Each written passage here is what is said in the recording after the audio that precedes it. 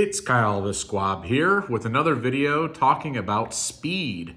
Here on this channel, we talk about Magic the Gathering, odd cards, unique interactions, and how to be better at Commander.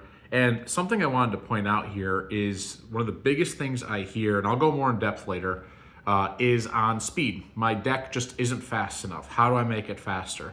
And as a newer player, a while back, I had the same issue. You see these big, splashy, awesome spells. It just seems by the time you're getting them out, the game's wrapping up. So the question starts to become, how do you make your decks a whole lot faster? Well, here's the first thing I wanted to show is an example of a card before we get into a deeper video later. This is the card Ancestor Dragon. It is a flying dragon, so automatically cool. Really neat art there. I love this card. And whenever one or more creatures you control attack, you gain 1 life for each attacking creature.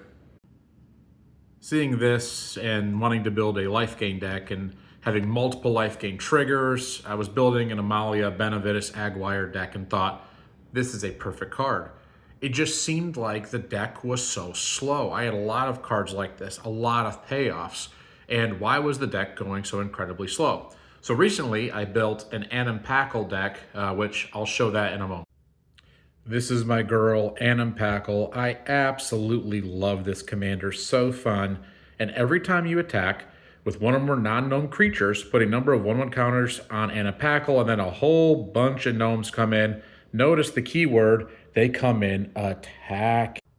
So naturally, I thought, this is a fantastic card for the deck. All those gnomes are going to come in attacking, and I'm going to heal a lot, except for one big mistake. And this is the thing as a newer player that I really struggled with. And if you're struggling with your decks feeling slow, you have to be looking at this, which is right there's the problem. At 6 mana, this card is going to be gaining you some life. But how long do games actually take?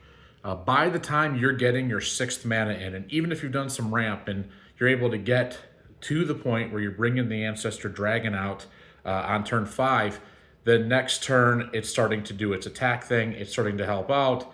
By then, the rest of the folks you'll start to look around the table are really well established, and their payoffs are coming in much quicker.